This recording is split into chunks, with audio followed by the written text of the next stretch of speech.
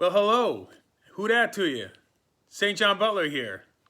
Just wanted to let you know I really appreciate you joining me on my first ever premiere. Super excited about that. Just to let you know, all 10 guys that are featured in this video, their links to their channels will be in the description. Make sure you go give them a follow if you aren't already. There's a reason I picked these 10 guys. They are the best in the business. That being said, I hope you enjoy. And stick around to the end. There's a lot of stuff tucked way at the end. Stick around. Just keep doing what he's doing. Just keep doing what he's doing. Just keep. It seems like just yesterday that the head coach version of Dennis Allen walked into our lives. And 2022 certainly didn't live up to the expectations we had going into the season. Yeah, just pain. It was pain everywhere. But that doesn't mean we can't celebrate the good stuff. Whodat, everybody? St. John Butler here, and today we're going to be talking about the top 10 greatest Saints of the 2022 season with a lot of help from some of your favorite Saints YouTubers. This video is brought to you by SeatGeek.com. Use promo code JohnButler at checkout. Save yourself 20 bucks. Let's get back to the video. And before we jump into it, make sure you subscribe, give it a like, and that's it. Let's get on with it. I'm bringing us the number 10 athlete. You know him from WWL, Inside Black and Gold podcast, along with Steve Geller. It's Jeff Nowak. I call him like the voice of reason. Like every time Saints fans get a little crazy, Jeff and Steve kind of bring it back down and let you know what reality is. But here he is with our number 10 athlete.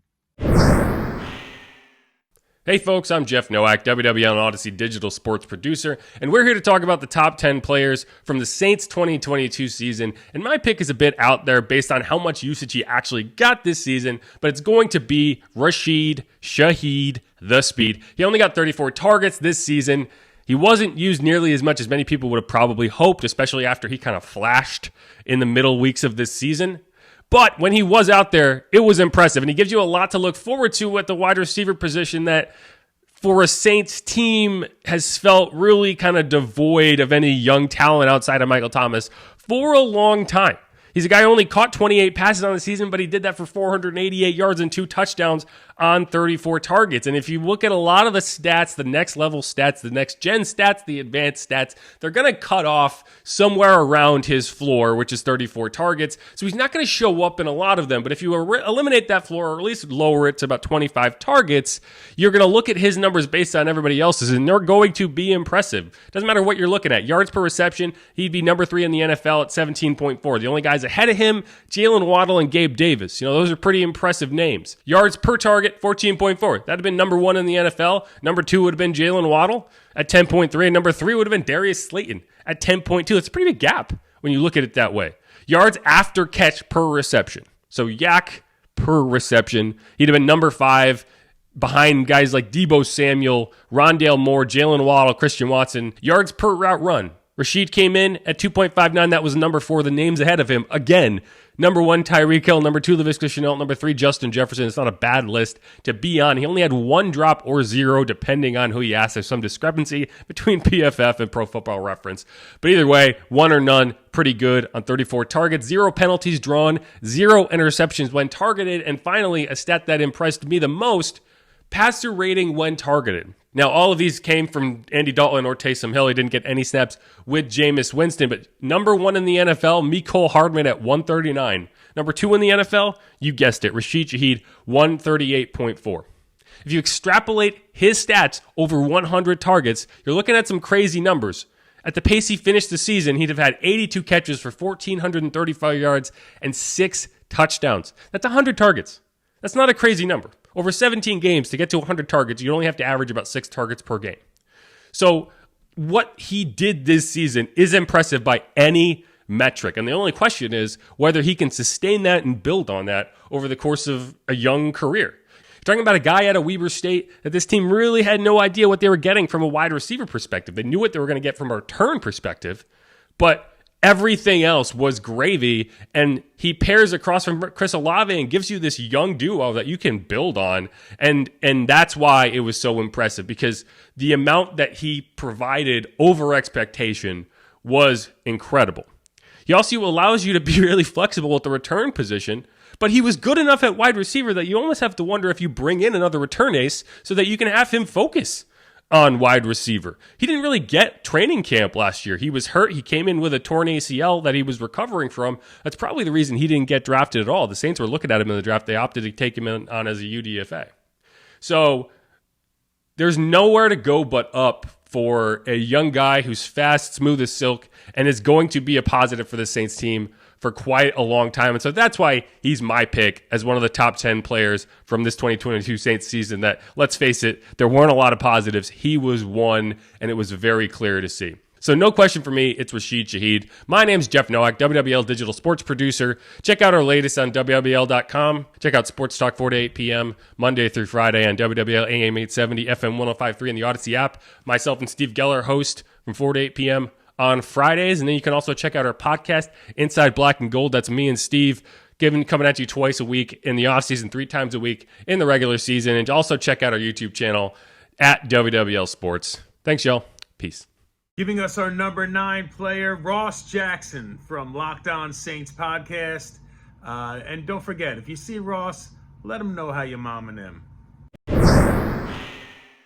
It is without a doubt that I can say that one of the best New Orleans Saints in 2022 was tight end Juwan Johnson. The converted wide receiver caught for over 500 yards this season, but also had 7 receiving touchdowns. That ties him with star wide receivers like DJ Moore, as well as others. It also puts him up ahead of guys like Mike Evans within the division, DK Metcalf, and other big names around the NFL as well. As a converted wide receiver, Juwan Johnson is the perfect combination of height, weight, and speed, particularly at a position like tight end where he continued to bulk up. He bulked up big time at the beginning of the season and continued to get bigger all through the season. Every time I saw the guy in the locker room, he looked like another me was added to him. This guy did everything right over the course of the 2022 season and now has a real opportunity to go into 2022 as a New Orleans Saints top tight end. Remember, that wasn't expected to be the case going into this year, with Taysom Hill sort of making that full conversion over to tight end, with Adam Troutman going into another year, sort of telling us that he was feeling the best that he had felt going into this season, all of that. It was very much expected that Juwan Johnson was going to be a receiving threat that got to be a threat every now and then. But instead, he turned into a fantastic run blocker, a fantastic additional pass protector as well, and of course, did everything that you needed when it came to the passing game, including scoring touchdowns in several games toward the very end of the season, including multiple touchdowns in multiple games as well. So he showed up big time when it mattered most, a lot of times for the New Orleans Saints, and I think will continue to do that in 2023. Remember, he is a free agent going into this offseason, but he's a restricted free agent.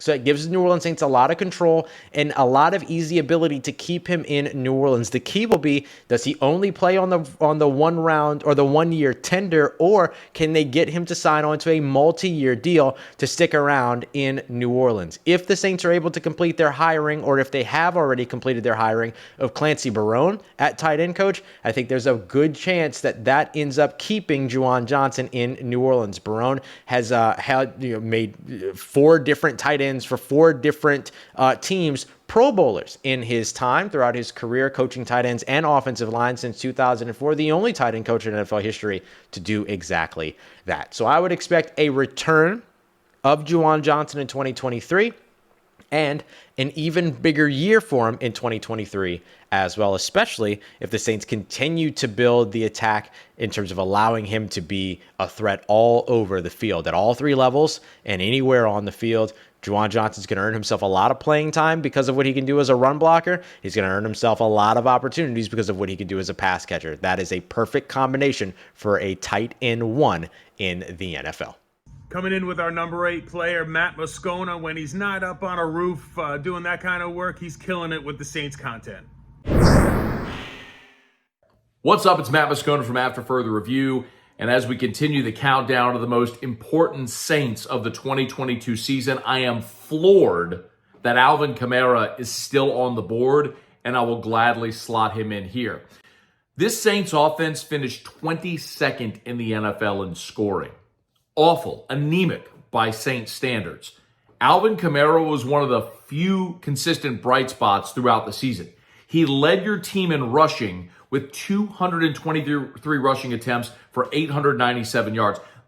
No other rusher on this team had more than 100 attempts on the season. Taysom Hill was second with 96. So Alvin Kamara shouldered the load rushing. Mark Ingram gave you nothing. Late in the season, Eno, Benjamin, and David Johnson were taking meaningful carries for this team. And then on top of that, Alvin Kamara was your third leading receiver as well. Of course, Chris Olave was first, followed by tight end Juwan Johnson, and then, you guessed it, Alvin Kamara, who won the season, had 57 receptions for 490 yards. Yes, there were low moments. The fumble, scoop, and score against Carolina early in the season, namely among them. But the bottom line is the Saints offensively struggled this year.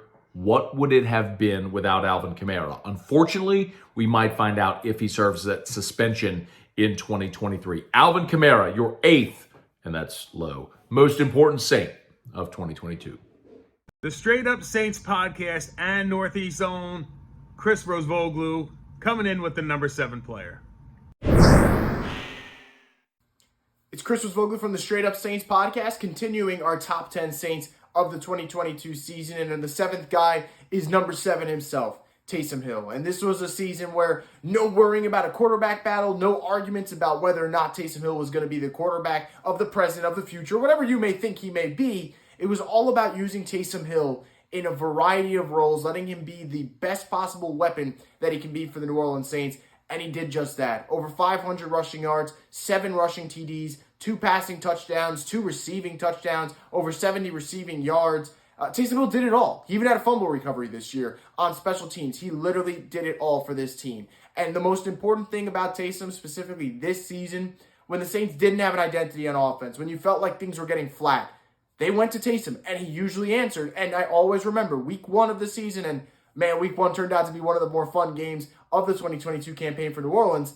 When things were rough in that first half, you were looking for a spark. Taysom Hill has a huge run, and then a couple of plays later has a rushing touchdown against the Falcons. And it happened all the time, right? Think back to the Seahawks game. Over 100 rushing yards, 4 total TDs in that game. Literally just had his footprint all over that one, just stamped it nonstop. And I think for Taysom, the beauty of what he did this year, there were no complaints. There were no arguments. He just went out there and played football, and you saw it with that smash mouth approach that he takes day in, day out. And I can sit here and honestly feel like I can make a strong argument that Taysom Hill was actually underutilized this year. I thought he played so well and was really efficient as a runner that I think there were times where the Saints could have been more aggressive and gone for it with him in 3rd and short, in 4th and short, in red zone situations, and they didn't. And hopefully that changes next season, because I do think that Taysom Hill offers a lot of value to a team that needs A, a good runner, B, a physical ball carrier, and C, a guy that can change the pace. And that's something that Taysom Hill does extremely well. And another important aspect of Taysom Hill, which is something fans care about the most, when he plays well, this team usually wins. 6 of the 7 wins they had this season, he had over 45 rushing yards. Dominant performance against the Seahawks, was really efficient against the Raiders, was really efficient against the Rams, had nice performances against both the Browns in that really cold game and the Eagles on the road. And I think for Taysom Hill, you hope that this was just a start of turning him into a guy who's going to be a really high volume touchdown scorer, an ability to run the football at 6 yards per carry, which is what he did this season. And I think that you can't help but be excited about the potential of Taysom Hill and where it could go from here. Now that the Saints have kind of found what he does well, now you want to see that usage bump up a little bit, and we'll see if that happens. But for now, Taysom Hill was absolutely a top 10 player of the 2022 season for the Saints, and I think you're all about finding ways to get him a little bit more incorporated in the offense, make it a little bit easier for your quarterback when Taysom Hill's out there doing his thing. But man, got to give a shout out to Taysom Hill. I thought he was fantastic this season, and that's why he's in the top 10. For our number 6 player, Dolph 17, come on in. Well, family, today coming in. First of all, I want to thank my brother. Shout out to Mr. John Butler for taking the time to reach out to me for this end of the season most valuable player. My most valuable player this year for the New Orleans Saints is none other than I know a lot of y'all, Traquan Smith. And I know it shocks all of y'all. A lot of y'all, it don't shock. You know, Traquan's my boy. Nah, man. Let me stop playing with y'all. But nah, my Saints player of the year is a player that came into this season with a lot of pressure on him. He came into this season with many in the whodat nation. And dare I say, those who cover the team, the beat writers, some of you guys too, we're calling this kid a bust. We're ready to ship this kid out. We're ready to get rid of this kid, ready to throw him away. But in the offseason, the Saints changed offensive line coaches. And they also had a former standout come back. This former standout was none other than future Hall of Famer Jari Evans. And also, no sleight of hand also, former New Orleans Saints, 7th-round pick, Northwestern Super Bowl champion, Zach Street. With these three coaching this young man turned the 2022 season into his best season as a New Orleans Saints. He not only turned this season into the best season for himself as a member of the New Orleans Saints, this young man was the most consistent, in my opinion, the most consistent player on the entire New Orleans Saints offense.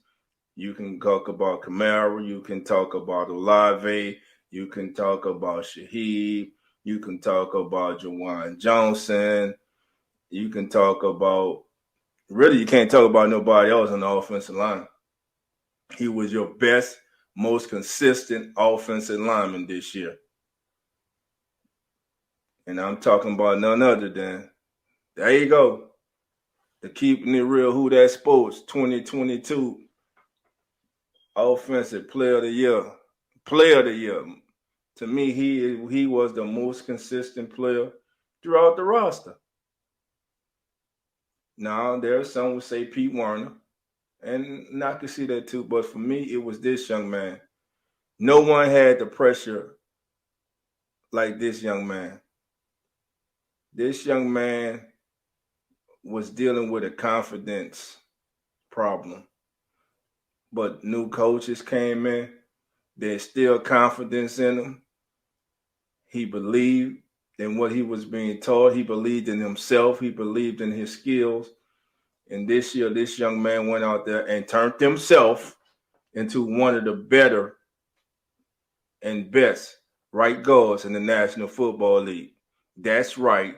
Cesar Ruiz is one of the best young right guards in the National Football League. How many of you thought we'll be saying that at the end of this season? Also, Cesar Ruiz is your best offensive lineman in 2022. He was your best offensive lineman. I know Eric McCoy got paid. He should have got paid. But he did not have a better season than Cesar Ruiz. One of the highest paid right tackles in the National Football League. Ron Ramczyk disappointed this season. Ron Ramczyk really family hasn't shown up since he signed that big contract. Cesar Ruiz was your most consistent and dominant offensive lineman this entire season. So, with that being said, my 2022 New Orleans Saints most valuable player is none other than Mr. Cesar Ruiz. I'm Dove 17, and this is the Keeping It Real Who That Sports podcast, airing every Wednesday and every Friday at 8:30 p.m. Central. Also, check us out for our Pelicans Full Court Press, which is going to air every Thursday. Every Thursday is going to be our normal day, but of course, with the Pelican schedule, we're going to be appearing throughout the season. But again, that young man right there on the screen is the 2022 Keeping It Real Who That Sports Player of the Year. Congratulations to Mr. Cesar Ruiz. And with that, family, we're going to be out of here. Remember, like always, love and who that. And I'll talk to everybody later. Another Northeast guy, Brandon from Saints Talk New York, coming in with our number 5 player. Going on, y'all? This is Saints Talk New York, man. Check me out on YouTube, Saints Talk New York, or on Twitter, SaintsTalkNY.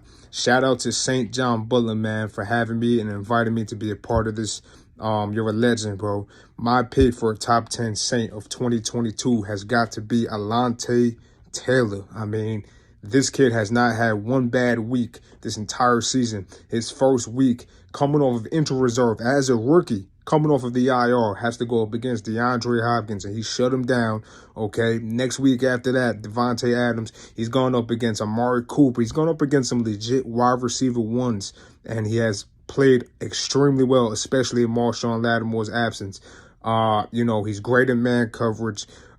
He's a great tackler. He's lengthy. He gets interceptions. He had interceptions this year that were taken away from him. I mean, he almost had a close to flawless year, especially for a rookie. I mean, this kid is legit. He came in, like I said, immediately and had impact. So I'm excited to see what the future holds for him. I think he's really, really talented, and he's definitely performed like a top 10 Saint this season. Our number 4 player guest, Alan Ulrich from the Under the Dome podcast. And don't worry, Alan, we know you were at that game. This is Alan Ulrich with Under the Dome podcast. Here looking at the top 10 Saints of the 2022 season. And tonight we're looking at Chris Olave, the 11th round pick, the 11th overall pick, first round pick of the 2022 draft. Chris Olave joins rather elite company for the Saints. He is one of only 3 receivers in Saints history to ever reach the 1,000-yard mark his rookie season. The other 2, of course, being Marcus Colston back in 2006 and Michael Thomas back in 2016. And, of course, Thomas and Colston had Drew Brees throwing to them. Olave did not have the benefit of having a Hall of Fame quarterback. He had Jameis Winston and a very aged Andy Dalton tossing to him. And unlike Colston and Thomas, Olave was also pretty much the number 1 weapon in the passing game for the Saints. The aforementioned Michael Thomas was out yet again, missing all but 2 games of the season with an ankle and toe injury.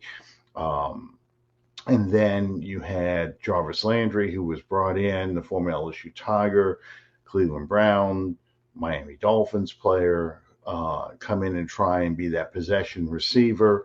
And once again, he got hurt, missing, I believe, 10 games of the season. So,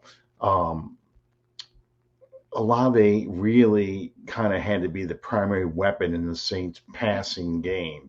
For a lot of guys, especially rookies, you hit that wall at a certain point, and in a 17-game season, that wall probably comes as early as, Thanksgiving time. But Olave really never hit that wall. Olave did miss a couple of games. He missed the Cleveland game, I believe, with an injury. But for the most part, he was very dependable, very consistent receiver for the Saints. The only unfortunate thing is, in all his stats, he only scored 4 touchdowns this season. But I think that's more of a reflection of the limitations in the Saints passing game and the struggles in the red zone, as opposed to his ability. The other thing that's interesting about Olave is that most receivers that end up leading a team for yardage either end up in 1 or 2 categories, either straight burners, who get a lot of big plays, not a whole lot of receptions, whereas the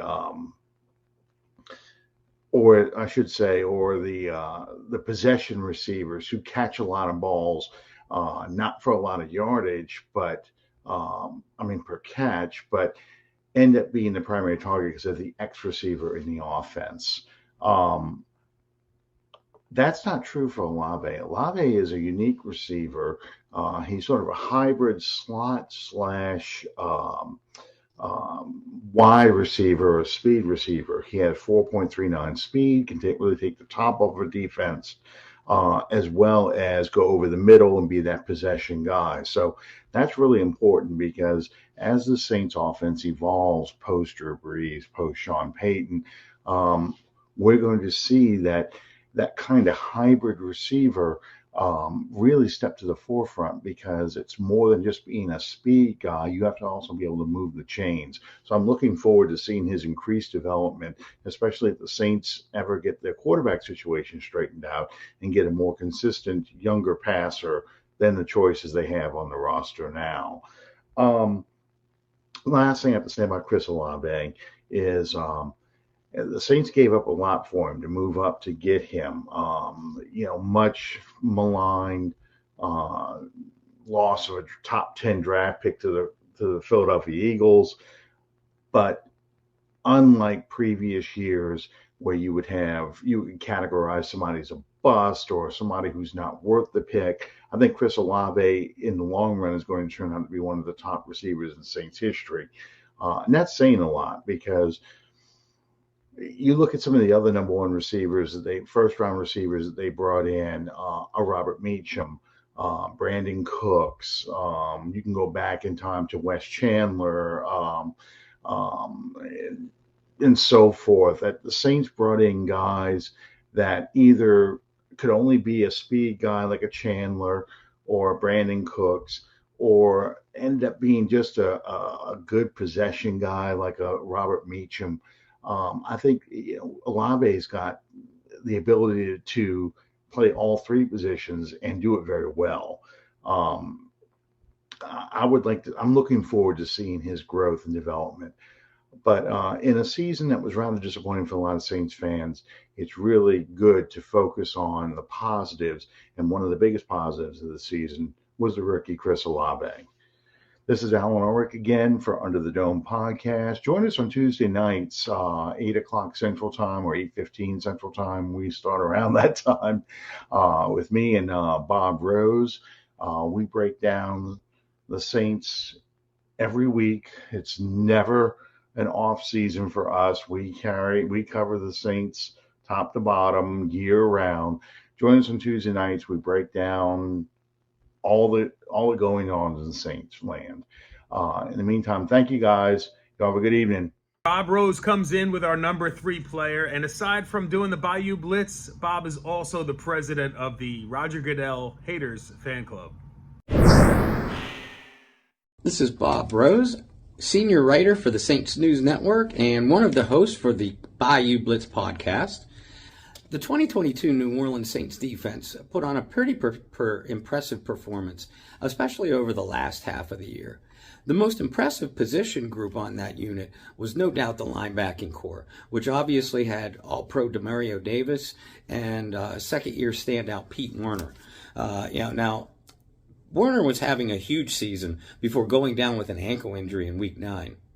He'd missed 5 of 6 games, but the defense didn't miss a beat thanks to fourth-year linebacker Kaden Elliss. A 7th-round pick out of Idaho in 2019, Elliss was a special teams standout that played sparingly on defense over his first 3 seasons. He'd break out in a big way over the last half of 2022. Elliss finished with 7 sacks, 11 pressures, 2 passes broken up, and 7 tackles for loss among a career-high 78 total stops. 6 of those sacks, along with 63 of his tackles, came in his last 9 games. He was not only disruptive against the run and as a pass rusher, but showed vast improvements in coverage as well, which was thought to be a weakness in his game over the first 3 years of his career. In the last 9 games with Elliss in full-time duty, the Saints gave up an average of less than 15 points and 309 yards per contest, while recording 29 sacks. An unrestricted free agent entering this offseason, re-signing Elliss should be a top priority for New Orleans. His emergence, along with Werner's development and the elite presence of Demario Davis, gave the Saints one of the league's best trio of linebackers and made Elliss one of the New Orleans Saints' most valuable players in 2022. Let's welcome Big Q doing number 2. Shout out to my brother SaintJohnButler to do this one for him, man. This is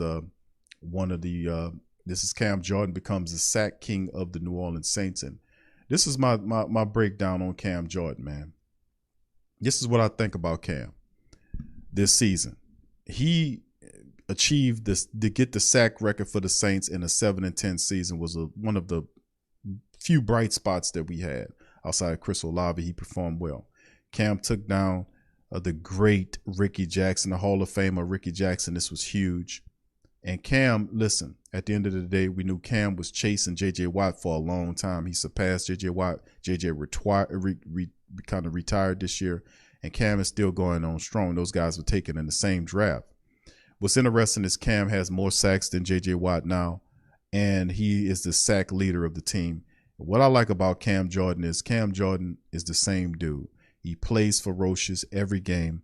He really tries to get there. A lot of his numbers ain't as great or grand as we would have liked to see, but that's not entirely his fault. He sees a lot of double and triple teams at times, but he was still able to produce some productive moments for the Saints this year. And Cam Jordan's phenomenal, man. He's done a lot of great things for the team over the years. And when it's all said and done, Cam will go down as he's a Hall of Famer, man. He's a Hall of Famer. You're taking down Hall of Famer statistics. You got to give it up to him. He's a Hall of Famer, future Hall of Famer. We're looking at one right here. His name's Cam Jordan. Love how he plays the game. 115 and a half sacks is what he has for his career, in 192 games. Think about how many games Cam played. And when he missed the C19 game, what was it? And how he just kicked on a whole new level. That was the year before last and turned it on. So we look at some of Cam's statistics hold on, let me make sure I got my stats on screen for that. From 2011 with Cam and how he did his thing, 192 games. He started 191 of them, 115 and a half sacks. He was just phenomenal, man. Just absolutely phenomenal. And over the last several years, you go back to 21, he had 12 and a half sacks, 22, 8.5 this year. He missed a couple games, but at the end of the day, what's really interesting about Cam Jordan, man, over the last 2 years, that is that he's just been a consistent player for the Saints. And I remember back in 2020, a lot of people was giving him smoke for that 7.5 sack season. But that was followed by the 3 previous years of 13, 12, 15 and a half sacks. And then he has a 7.5 sack season in 2020, explodes back after the C19 game where he got benched and put up 12 and a half on the back. It just reared off a bunch of sacks to push his total to 12 and a half, then finished 21, which was his third highest, or really tied for his third highest total since 2013's 12 and a half sacks. He finished with 8.5 there this year to push him past the great Ricky Jackson. My thing about Cam Jordan, watching him play since he was drafted, is a true consummate professional, the ultimate community guy, puts his money where his mouth is. Is a true professional, and would have liked to see him lead more team-only meetings to try to get the team on focus after what happened with Dennis Allen. But at the end of the day, a lot of what you've seen from Cam Jordan this year, the effort that he has, it's not totally all his fault. Sometimes the other guy on the other side or the line, they got to step up and handle their business and make life a lot easier for him. But the reality is he was terrific. He's been a terrific Saint. We talk about some of the greatest Saints that we've seen in recent memory. We talk about guys like Drew Brees. We talk about guys like Marcus Colston, and we talk about guys like Alvin Kamara. We talk about guys like Michael Thomas, some of these fantastic players that are awesome. And then you look at guys like Cam Jordan. He's up there with the Drew Breeses, and guys like this should have their numbers retired. And I know sooner or later when the time comes, they'll retire Drew's number, and they need to put up Cam's number and retire it too, man. Cam is just, he's the best, man. He's the best. Proud of Cam Jordan. We do still have Cam Jordan for the future here. And hopefully, man, we can turn some stuff around from an offensive standpoint and kind of help out the defense. But he was absolutely phenomenal this year, and him and Demario Davis together for the Saints defense were just, they did the best that they can do under the circumstances, what happened. So anyway, with that being said, him getting the sack record from Ricky Jackson in the 7 and 10 year kind of stole some of the luster, but at the end of the day, this was a huge achievement for Cam Jordan. He was chasing this, and he finally got it. Now, remember, he still got some time with the Saints. He can add on top of this record and push it even further in the sky. Could you imagine that? Him adding, attacking another 10 to 15 sacks on top of this stuff? Just absolutely phenomenal. Of course, they're playing a lot more games than what they had from the past, so you got to put the asterisk. I guess you put the asterisk on it, right, family? When these sacks get up in there, because they're playing a lot more games now than they played when Ricky Jackson and played in the game. So I guess that's one of the things you gotta add to it too.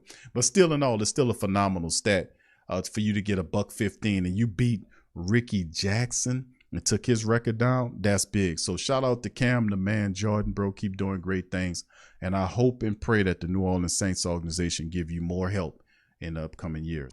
And our number one player is going to be given to us by Jono Barnes. And if you didn't know, this shit is more than a game. And now the moment we have all been waiting for. Who is the number one Saint of the 2022-2023 season? I mean, come on, St. John. Can we even have a number one after that season? After a 7 and 10 season? After a season where 9 and 10 wins would have won the NFC South and the bare minimum was needed? And that Dennis Allen, if you would have just... Let me calm down. This isn't the video for that.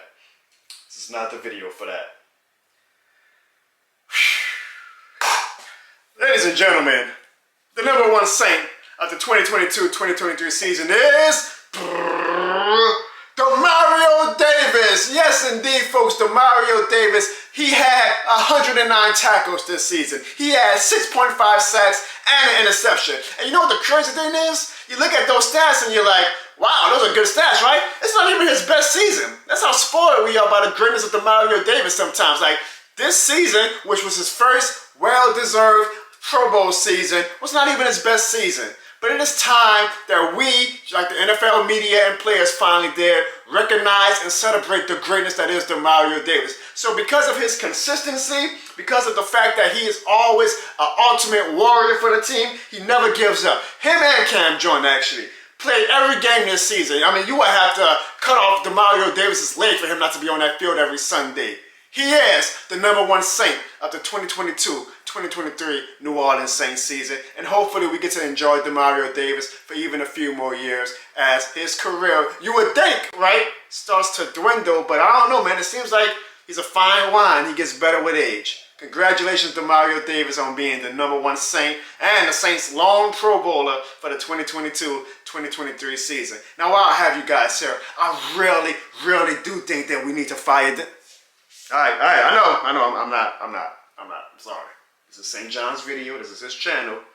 I'm not gonna put my stuff into there. But if you guys wanna, you can check out my videos at youtube.com/JonoBones. You can also follow me on all platforms, Twitter, Instagram, Facebook, TikTok, OnlyFans, at Jono Barnes. St. John, my man, you're doing the Lord's work. Here's to a great Saints offseason with all the whodat nation. Again, congratulations to Demario Davis.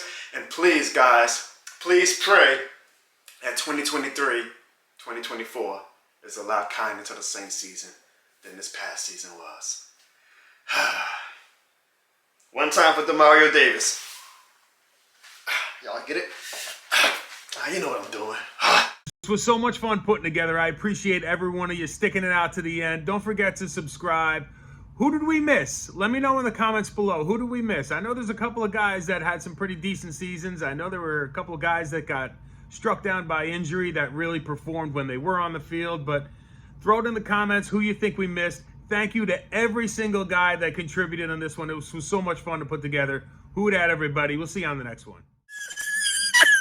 You just know when we go live. Okay, 15 minutes late.